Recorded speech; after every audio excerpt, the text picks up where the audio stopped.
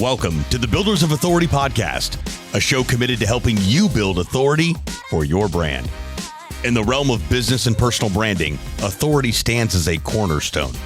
Authority isn't built overnight, it's built over time. So join us as we build something remarkable together.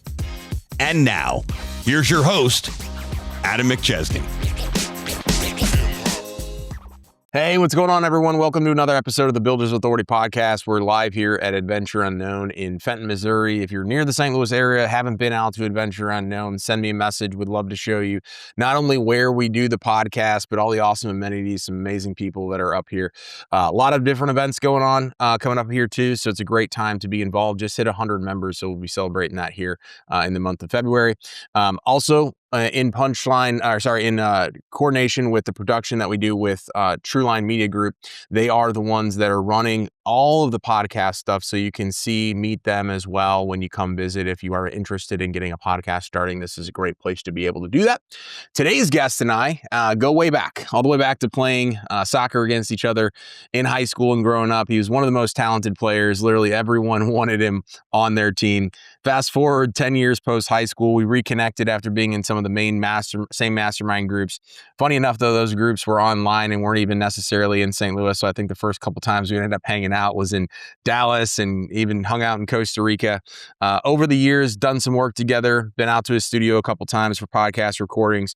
He's someone I'm lucky enough to have in my corner. I have so much respect for him, the work he's done and continues to do. So my guest today is Joey YAK. What up, dog? What up, dog? What's good, bro? Dude? Well, first, before we get going, man, kind of like I said off camera, I'm super proud of you of what you've done.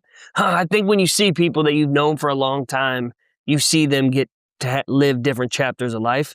You got to see me be a rapper. You got to see me be a soccer player. You got to see me, overcome just kind of being ratchet on the alcohol side, right? So It's cool when you get to do life with people like that. I definitely miss those soccer days. I tried not too long ago to get out there, and I hurt my ankle or my heel within 3 minutes, bro. Yeah. So that baller I used to be, I picked up some golf clubs, and now I'm going to be Mr. Tiger Hazelwood. Yeah. That's awesome, man. Yeah, it's crazy, like, thinking back to, like, those were the days, man, when, you called me a couple weeks ago and you were like, hey, can I pick your brain about stuff? And I've reached out to you on multiple things. It's like, man, it's funny how, like, those are the conversations now, where back then it was like, shit, like, we got to be good at soccer. Straight up. And you thought that was life, dude. Right? So, like, I'm even seeing, so my daughter has her first little boyfriend, right? She's 13, and she's like, can he come over? I'm like, hell no. Like, what? So my wife's like, look, you can't be that dad. I'm like, all right, cool. So I meet him, right? Yeah. Plays for the pro or the academy team for a city. Yeah. So I'm like, okay, what's up, kid? So I'm telling them too, like, and just in general of all these kids, like the grit that you acquire during these sports, you're own that and embrace that, because you utilize that in business. Now, we're not on the field, but we're in the game of business. Yeah. And that shit don't got no fourth quarter where it runs out. The scoreboard is always ticking and ticking. And truly, you're going against your own scoreboard, right? It's you versus you. Yeah. And you get to decide when the game ends. But I never knew that I was going to be a business owner. I don't know if you ever thought coming up. Never. I always thought I was going to be a rapper, or I didn't know. Like I don't come from that type of family. No entrepreneurship. They were blue collar, stay-at-home mom, and the fact that I am where I am, doing what I do, it makes sense now. Yeah. But it takes maturity and time to truly see, what is my purpose? What is it? What am I meant to do? Yeah. And that evolves. Everything's preparation to your promise. In 10 years from now, we're going to have another conversation. Like, remember when we were doing this? Yeah. Who knows what we'll be doing? Yeah. So it's cool, man. I'm in a good spot right now of just seeing that type of awareness. Yeah. And I'm excited for the growth. Man, I'm excited for you. So people hear like rapper first, right? Talk to us about the evolution of, like, because I think there's context to, like, you growing up, like, saying, hey, I'm going to be a rapper, to what you actually ended up doing, and then how it evolutionized into the creative aspect of what you do today. Yeah. So and I'll take it kind of back, even when I was 9 years old, I'll make a long story short, but I met this guy, Ali, from the St. Lunatics. So if you're from St. Louis and you're kind of our age, you definitely know who Nelly and the St. Lunatics are. So my dad wasn't the dad that I like sat there and watched cartoons on a Saturday. It was, we woke up, went to Old Town Donuts, and we battle rapped in the car, in the Oldsmobile. And we met Ali when I was around 9 years old at the fireworks stand over in Alton, Illinois. And my dad was like, hey, come hear me rap. Like, not me, him. My dad was like, listen to me rap. This old ass white dude, right? And he puts the beat on, and the beat was a Nelly country grammar beat. And he's kind of looking at my dad, but then he looks back in the back seat, and I'm like beatboxing on my chest and freestyling. I don't really even remember this. Like, it's kind of like a dream now. But 20 minutes after that, he called my dad and was like, man, I see this like star, Disney star, right? And that planted a seed that someone that was doing the damn thing seen something in me, which I always try to instill in younger kids now, because like, you never know what that seed could be planted, could do for them. They need that, you know? Ended up living in my, I lived in Pleasant Hollow in North County, and he ended up living in that neighborhood. We didn't even know, right? So long story short, we go out to music video shoots. We meet Nelly, we meet Murphy Lee, we meet all of them now. And they just blow up though. So but that seed was planted. I started learning how to record my own music. And I started making a name for myself in the city, dude. Like at 13, 14 years old, I was selling out shows of 500 kids. No drinking, no smoking, nothing. But like, I was J Fresh back then. JFR3 money sign H. So when I say I'm a soccer player, I was a soccer player that like rapped, or I was a rapper that could play soccer, right? Kept on going with that, kept on doing it. But soccer was really the main thing, right? Ended up getting kicked out of my high school. I didn't know that. Yeah, Trinity. And literally 2 weeks after soccer, they're like, peace. Like, we got our 4 years out of you. So I ended up graduating from Hazelwood West. It was crazy because I had to like sit out of school for like 4 months after the transition. It was wild. Ended up going to Lewis and Clark Community College. Like, dude, UMSL called, Missouri State called, and I was like, I'm good. Like, just being such a dumbass at that time. Didn't have no influence. Because what I didn't say is like, at 9 years old, my dad was like my best friend, right? But then at about 11, he, you know, and as blunt as I'm going to say it, like he hit the crack pipe, and he said he blinked and 15 years went by. So he ended up going to rehab, never really came back into my life. He was in and out, but like he got remarried, had other kids. It f***ed me up, you know, it really f***ed me up. But I kicked it in high school for sure. At first I didn't because I was scared to be like him, but then I really started to kick it like him. And I was like running from him that I started to become him, kind of in a way. Went to Lewis and Clark, kicked it there. After the first year of that, I really decided like, I'm going to try this soccer thing for real. So ODP called. I went over to England, played ball there for like 2 weeks. And the Man U team under 18 hit me up, and they were like, yo, like finish this year, come back out, let's go. And like in my mind, I'm like, yo, I'm going overseas. I'm about to ball out. I am about to be the guy that everyone knew that I was. This Lewis and Clark thing doesn't define me. I'm here because like I ain't got no one to go to bat for me. You know, you had parents that are like politicking and playing the game like I do for my kid now. Oh boy, I play the game. You got to be good. You got to be skilled. Be damn right. I'm going to be playing that game with the coaches and with the organizations, right? 100%. Third game into that second season, bro, broke my leg. And like I was balling that season. And then a day after that, I found out I was having my first kid. So at 19, I might have been 18 then. 19, I think. And ended up dropping out because I had a broken leg. I remember I was drunk when she told me, which I'll fast forward real quick. That is my wife now, which was like my biggest flex is like I'm married to the one that I have all my kids with. Like that's my biggest joy, right? But when I dropped out, I was like, I'm going full-blown music now. And Yak Boy Fresh, I was already Yak Boy Fresh by then, went all the way in. I got a job as a porter, blah, blah, blah. But remember who I met when I was 9 years old, Ali from the St. Lunatics. Fast forward now 10 years later, he was watching me the entire time. Calls me, yo, you know who this is? No, it's Ali from the St. Lunatics. Meet me at Dirty NT right now. I want to sign you. Boom. Let's get it, right? So ended up signing with them to Dirty NT. We went out to LA to Universal Republic, met the vice president. Bro, have you seen a picture? I'm going to send you a picture to add in this. Yeah. I had like the Bieber hair, blonde streak. Like I looked Hollywood, bro. I looked Hollywood.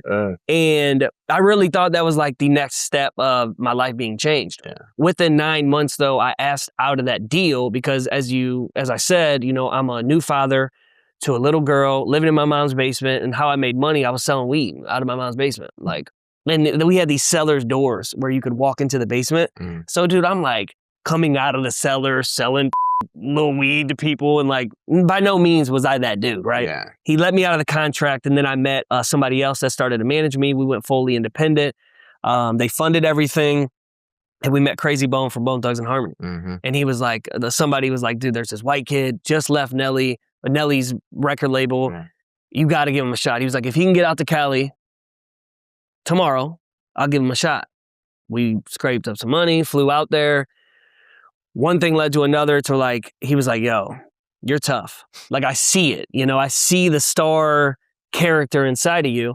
And it's funny because like looking back now, like I had the swag, but the talent, it was just a natural gift, but like I didn't hone my craft yet. And I didn't know my sound, but that led to us doing a 10-hour studio session. We made a song called Scraping the Sky, me, Yak Boy Fresh and Crazy Bones, still online. It's funny just to go back and see those, which led to us going on a nationwide tour with them. We bought an RV, wrapped it, Yak Boy Fresh tour buses, went around the whole entire United States, right? Ended up back in LA. We lived there for about 2 years and I would like come back home. And like, I grew up Catholic, didn't know the difference between Jesus and God, but like, on the outside looking in, I was that guy. On the inside, I was just like broken, bro. Like spiritually broken. I didn't have no money. I was living off AA batteries, I say Adderall and alcohol. Like that was, I was definitely really ratchet. And I kept hearing this voice of like, bro, you're Hazelwood, not Hollywood. Go home. I'm like, bro, I'm like almost there. You know what I'm saying? Like I got songs with the best of the best. I was linking up with a lot of popping people out in Cali. And one thing led to another, and I did make that decision to go home and choose family over fame.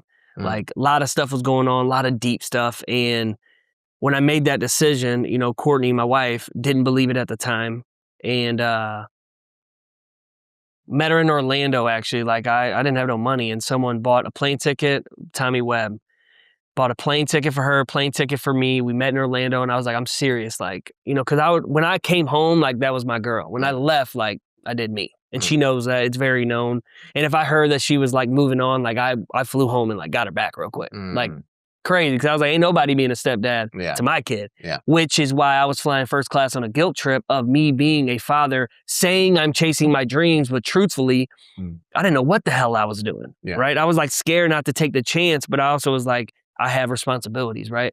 So ended up coming home, and for the first 6 months of me being home in 2016, it was like February, I was ratchet. I was still doing the same shit, but then June 30th, 2016 was the day that I stopped drinking alcohol, and I still haven't taken a sip. Today, or this year will be a decade, bro. Congrats, 10 years. Man. Thank you. And that's like one of my biggest personal accomplishments. Yeah, for sure. Because it was something that was my crutch, and I didn't know how.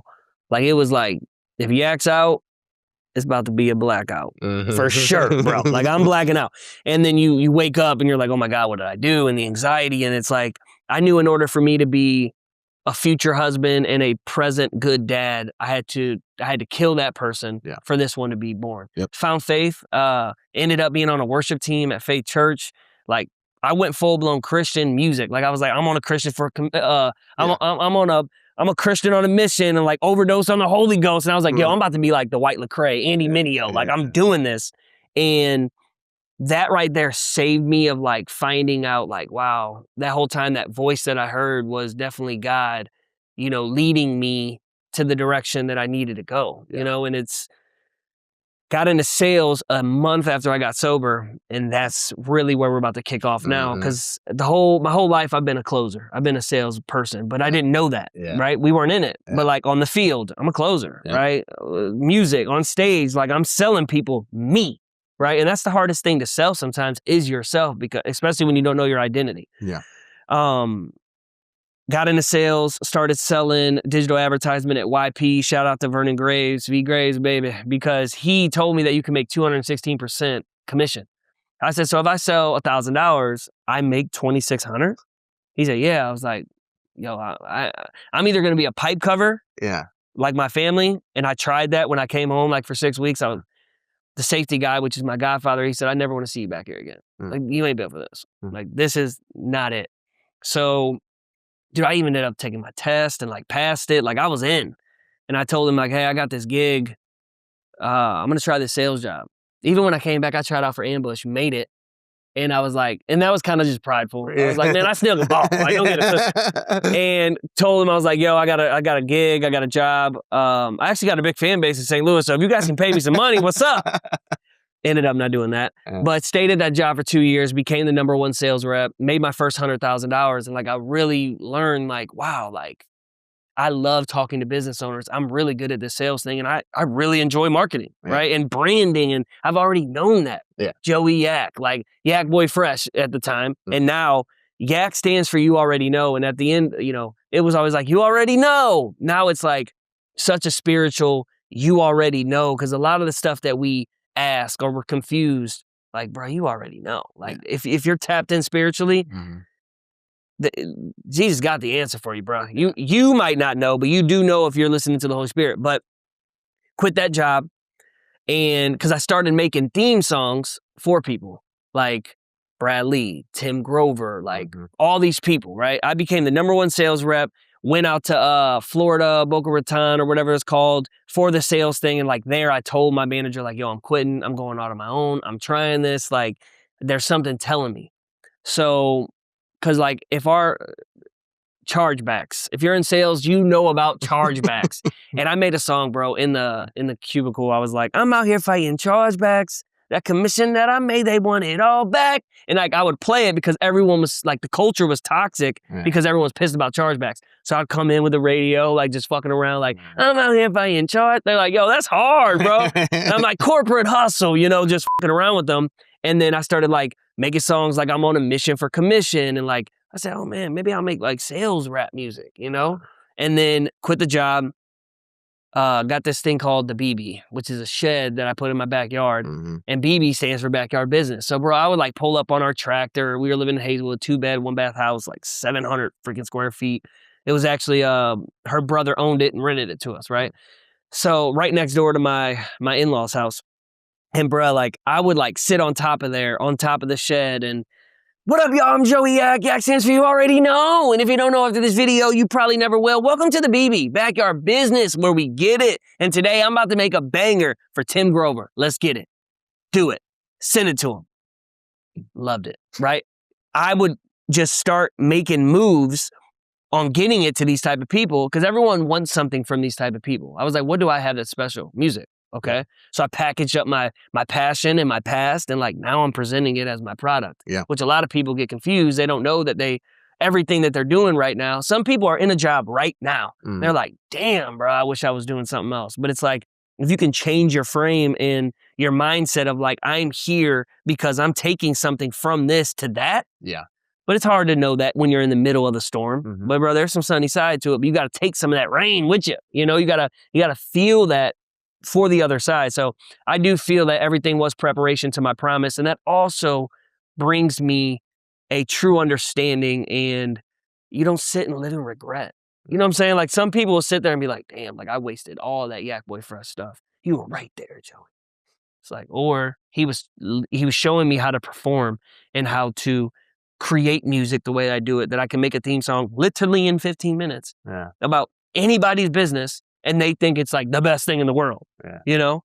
So ended up doing all that with all these business owners, and bro, I started making some good money, you know? And one thing led to another, and now we own a full creative agency out in Wentzville. So I moved from Hazelwood, North County out to Wentzville. We have our own studio now.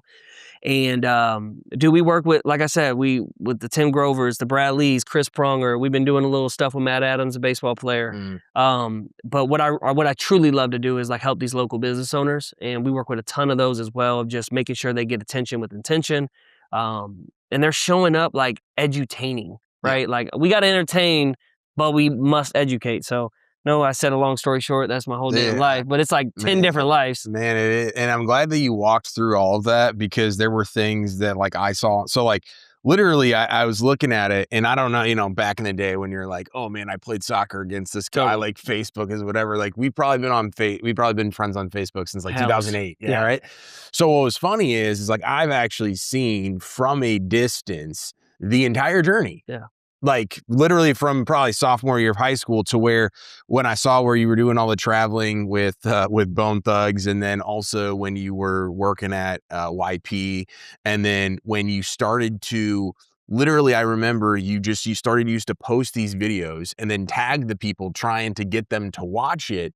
And that honestly inspired me too, which was funny because I think I sent you a message at one time and I was just like, dude, like I'm trying to go full time. You ended up creating a video for me in like 2020 when you came over to my house and all that stuff. I was like, dude, we got to link up because I was taking stuff of you just providing shit to people for free. Yeah. And I'm like, man, you can take that to any industry. As you mentioned, like, especially the bigger you're trying to get people's attention, the bigger that they are. Yeah. They're not just like, oh, hey, Tim Grover's not like, hey, Joey, thanks for sending me a message. You're the only person that sent me a message today.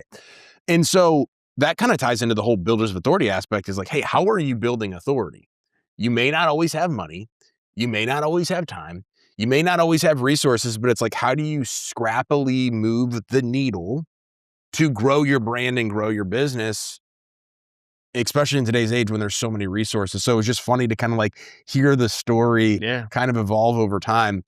What would you say, I know you mentioned talking about like getting sober and doing all that stuff.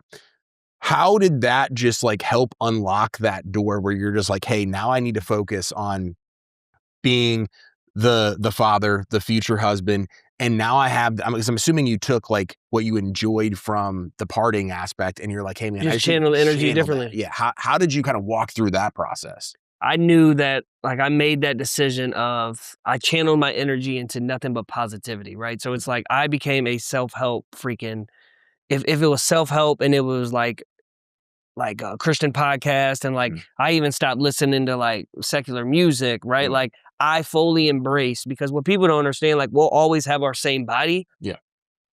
But like your brain, like I'm when I look at that dude, I'm like, damn, man, I feel sorry for that kid. Like, because you only know what you don't know. But then you get to a certain point where it's like, don't be a victim and you have to go out and find it. I promise it's out here, guys. Yeah. To the point where it's like, I'm so deep now in the self-development that sometimes I'm like annoyed with it because I'm just like, it kind of checks me too, because it's like, yeah, you're annoyed of it because it works and you're tired of hearing the same shit. Yeah. But the reason why you hear the same shit is because there's no like secret sauce to this. This is what works. Yeah. So yeah, I'm just annoyed of like hearing the same thing, but you have to channel that energy into something that is going to make you productive in what you're trying to do. And at first you just need to get active. People are like, I'm not being productive. Yep. Bro, you ain't even active yet. Mm-hmm. Get active. I even told Matt Adams this, right? He's like, bro, I want to have a big following. I want to talk about baseball. Funny enough, he was like, I want to talk about wrestling. I was like, what? I was like, that's what's up, But we're sitting there and I'm like listening to him and I'm learning them. And I was like, look, Matt, I'm going to get you on some podcasts, but you just need to get active. Yeah. Because active will create and spark creativity. And then you'll say, oh, maybe I want to go this way or this way or this way. But if you just stand still, there's no momentum being created, right? Like I said in the beginning, I never thought I was going to own a business. I never thought I was going to take my music skills and then incorporate it into this. And now it went from self-employed hustler to a true entrepreneur that, has 20 editors and has 7 people that are in-house locally, some editors overseas in Greece, Philippines, all that type of stuff. And if you're not using VAs, you're tripping, because they're a Chico. And they work so hard, bro. Yeah. God. But that's what I would say, man, is you got to channel that energy. And I'm very upfront too, is like when I say sober, it's definitely California sober, right? Yeah. I smoke here and there, but I say that just because I don't want people to think like I'm this sober saint. I have my vices, I have my flaws. I do have a relationship with Jesus, but like that is a forever growing relationship, like you hear me cussing, right? Like, dude, I'm so flawed, bro. Yeah. But I just try to wake up every day and dude, I suffer with anxiety still and depression still. And the seduction of success, as Ben always talks about, like you get to certain levels, it's easier to be in the slumps and get to somewhere than it is to maintain them. Yeah. There's times where I want to build it, burn it down just to rebuild it. That ain't productive though. So it shows like it puts me on blast of like, you just love the grind, right? The journey, the process. So me being vulnerable right now, that's why I look up to you so much to see what you've done with, going to 500K, then 2 million.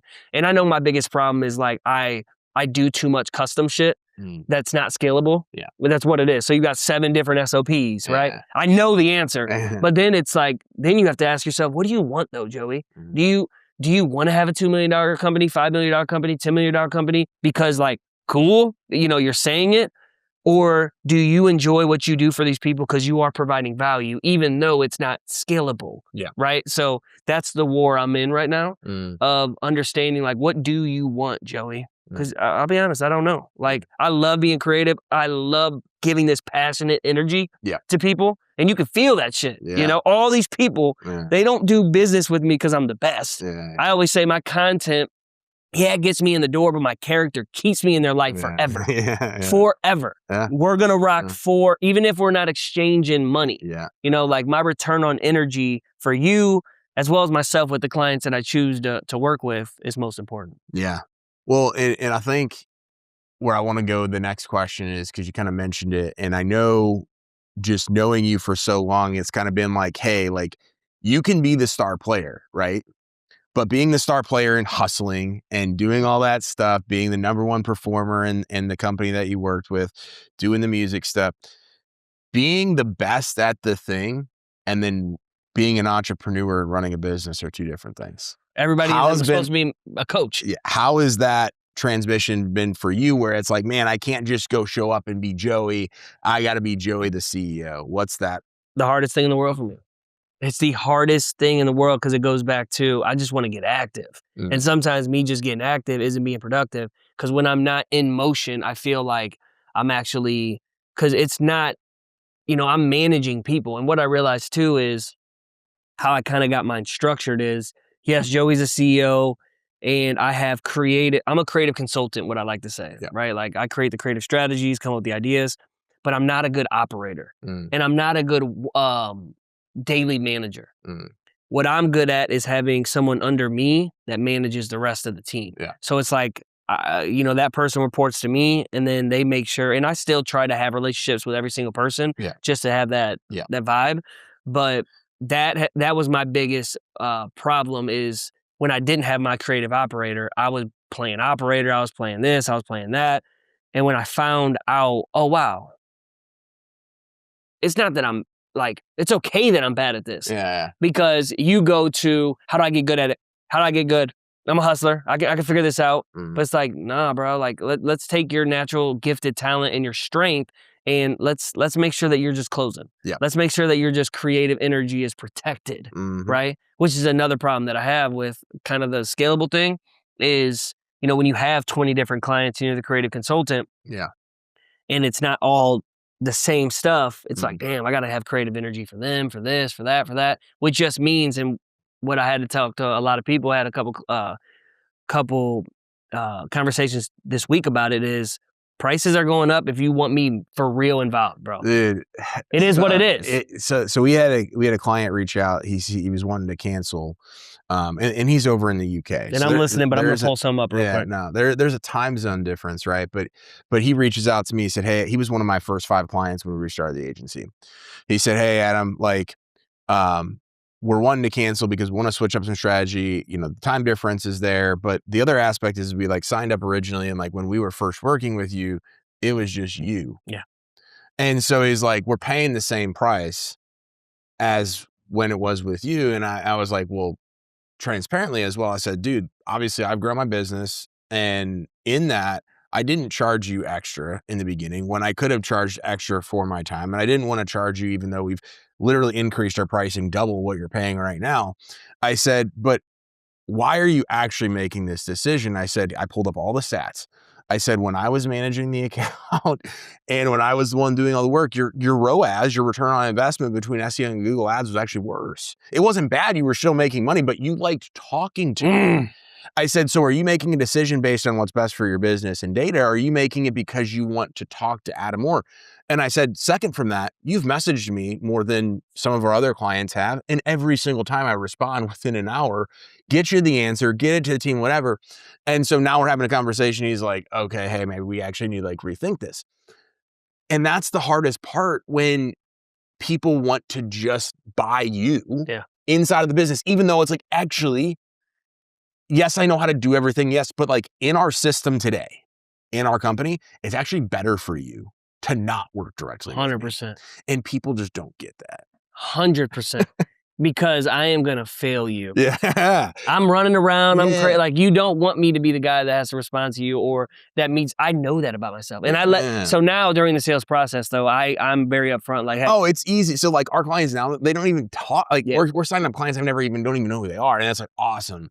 That's the way it's meant to be in a business. Do you have a sales team? Yeah. Oh, just one guy. Okay. But he crushed it. That is my next step. Kind of what we were talking about off. It was like, I think my strategy of how I'm going to get these leads is going to be so much different than everyone. Yeah. And then I don't want to talk to them until, like, I need a setter is what I'm kind of getting at. Mm-hmm. And I'm going the VA route a little bit, but just need to hear their English a little bit, because then again, you talk to a local business owner and like my flow is like, hey, I'm starting in Wentzville. Latin America.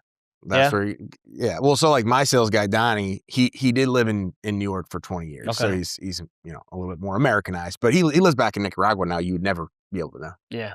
Yeah. I might have to holler at you about that then. I want to read this to you, and I want you to tell me if you feel this. You might have seen it. Sarah Blakely, Jesse Isler's wife. Dude, I know. Right. Yeah, read it. I got to. Yeah. It hit so hard. Yeah. Your business will expose every unhealed part of you. Mm-hmm. Your abandonment issues show up when clients leave. Oh, my dad left. Yeah.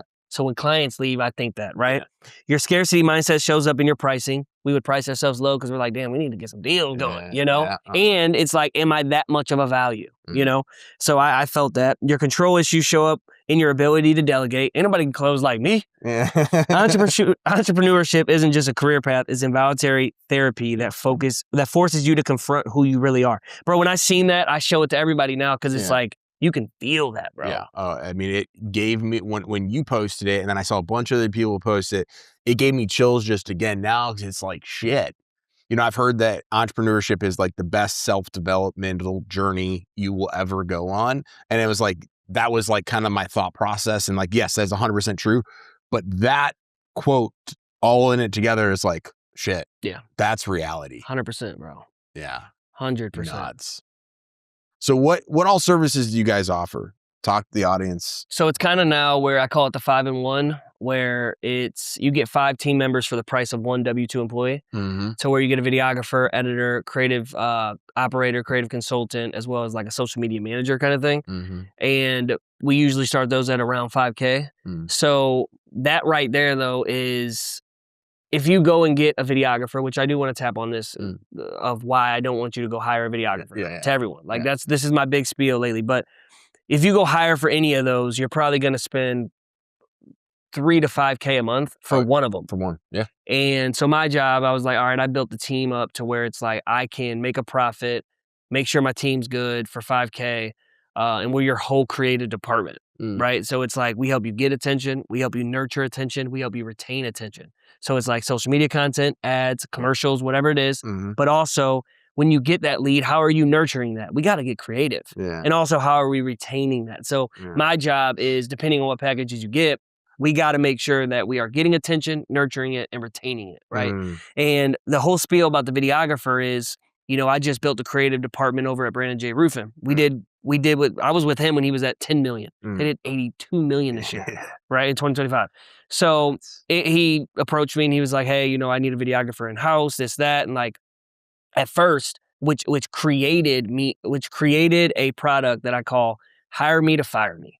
So it's me, where I build your creative department internally for you. That it's full time because you got the money, right? So $5K, you know, like we ended up doubling that. Like dude was spending some bread with us, you know, and I loved it, right? But I was like, you're right. This is a good value. Hire me to fire me, whatever. So what I realized in that though, after I've hired some people for him, is you don't need a videographer because videographers get bored. Yeah. Real bored. You need a creative operator that can handle and manage a camera. Yeah. Because with all due respect to all my videographers out there, it's not very hard. I'm not a videographer, but I can grab all these cameras here and my cameras at the studio and I can run all this shit, you know? And with a little bit of training, so can you. But I would rather you know how to operate a team and manage a team and be structured rather than just being a dude that knows to make sure your shutter's in the right and your ISO's correct. And with all due respect, right? Yeah. Now, if you have a shooter that is tied into the vision, that's all in, yo, get it. Like K-Build, they got a great squad over there. And I think they're all full-time and don't know behind the scenes there, right? So who knows? They maybe hate their life. But based off that content, bro, like they're doing it. No one's doing it like them. When people hit me up, they're like, I want K-Build content. I want K-Build content. I'm like, I'm sure you do.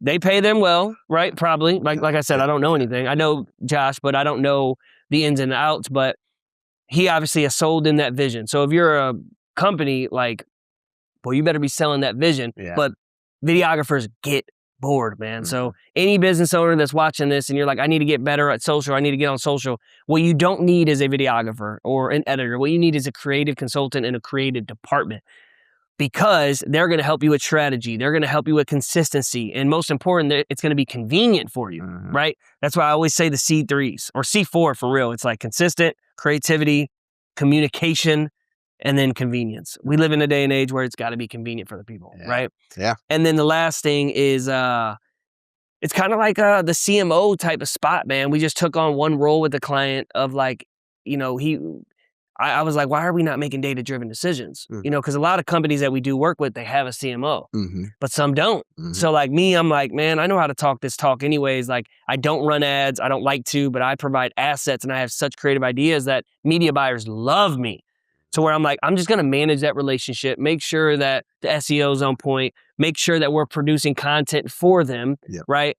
That's why I was asking you those questions the other day. Like, okay, like if we can make blogs for our people, right? That's easy, you know, but I don't know it. So there still has to be, and I don't want to know it. I never want to run an ad. I can run Facebook ads, I can run Google ads, but I won't be like weaponized, right? So those are kind of like the three things that I really focus on. And if you need like just a random shoot, cool. But I try to stay away from that because I'm an agency. I'm not a one-off. I'm not a one-off, bro, because like I believe that you might believe that you're the best, but if you don't get attention with intention, man, it don't matter if you're the best at all. Like you got to have a good product, but dog, you got to show up consistently.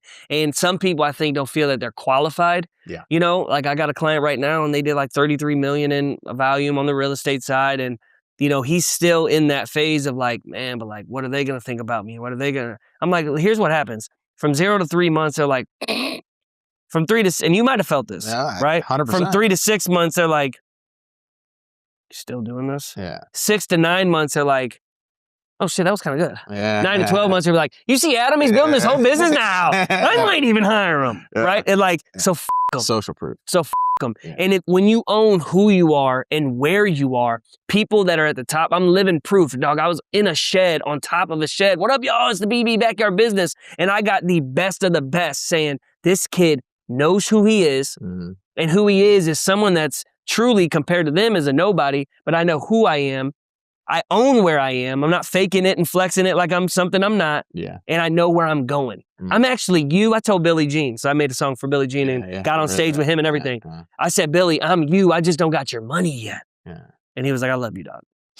Come to San Diego and open up for me, you know? And dude, I would fly. I would swipe credit cards like, bro, I was broke. Broke. But I just feel like with you, with, you know, talking about the authority, like you said, it's owning who you are and where you are. And showing up as the real you, man. Authentic, you know? It's game changer. That's why I love you. And I think I even said this to you before we got on a call like last year or something when we did before your event. And I was like, Adam, don't take this the wrong way. But like, what I love about you is like, you're so normal, right? Because you see me being crazy and this. And it's like, people think you have to have that. And I'm like, you watch Adam just be a normal guy. And when I say normal, it's like, you got skills, bro. You know what I'm saying? So when I say normal, though, it's like, you're not doing anything that other people can't do. But the reason why you're winning is because you show up consistently and you give it all away. Bro, I be watching your YouTube videos. I'm like, oh, shit. When you drop them, I'm clicking, right? Like, I look at you now, and it's cool that you say how you looked at me when I was doing mine, because that's how I look at you now. Like, I know I can come to you for game. and you truly are giving as you're learning. Yeah. Right? I love it, bro. Man, this was awesome. Where can people stay connected with you online, learn more about your company? Facebook, Instagram, Joey YAK, YAK. Company's called Get Attention STO, so you can go to getattentionsto.com. But dude, I'm such a personal dude. Like, I tell people, it's kind of hypocritical because like you won't see crazy content even with me, right? I'm very intentional. So you can have strategies of being the quantity or the quality. Yeah. And I got this thing called the zone method real quick that I'm just going to break down. It's like zone method is personal, nothing about the business. Yeah. Zone 2 is like experience. Like, you say you work with these people, you better show it. Yeah. You say you do this work, you better show it. Zone 3 is like expertise, like tips, like, and you do that very well. And you even do zone 2 very well, right? I'm big on zone 1. I want people to see me as the father, as the husband, as this creative ball of energy that stands for like, yo, just like own who you are, right? And where you come from and who you're becoming. And I promise, like, if you're not dead, you're not done. And that shit right there gets me more clients than 3 reasons why not to hire a videographer, you know? But it's, you know, using the zone method is just a good tool and a practice. So yeah, man, if you guys do want to holler at me, hit me up. And as you probably can attest to this, like, I'm such a, like, I will respond. I will get on the phone and be like, what up? You know, I have people that are a one-man band, home service companies. They're like, what can I do? And I'll lay it out, dude. I'm not trying to sell you. I can tell you what you need to go do, and let's just build a relationship, you know? I appreciate you having me come out here. This spot's dope. Like, me having my creative agency and coming out to here, like, this is next level of like the gym with the freaking about to get a golf simulator. Like, and, yo, that's almost a selling point for me, you know? So I do appreciate you for having me out here. I didn't know it was as close as it was. I thought you Festus. No, good old Fenton, man. If it was in Festus, I'd have been like, hey. No, thank you so much, man. I appreciate you. Appreciate you, bro. What's up? Thank you so much for watching or listening to today's podcast. We appreciate you tuning in. Make sure to go follow Joey again. He is a wealth of knowledge, just an incredible human being. Tell us what you thought about the video in the comments. If you haven't subscribed to the podcast already, do so. Leave a comment on YouTube. Make sure to share this stuff on social media, and we'll see you next week. Remember, authority isn't built overnight. It's built over time. Thanks so much for tuning into this episode. We sure do appreciate it. If you haven't done so already, make sure you're subscribed to the show wherever you consume podcasts. This way you'll get notifications as new episodes become available. If you feel so inclined, please leave us a review. We sure do appreciate it. Until next time, friends.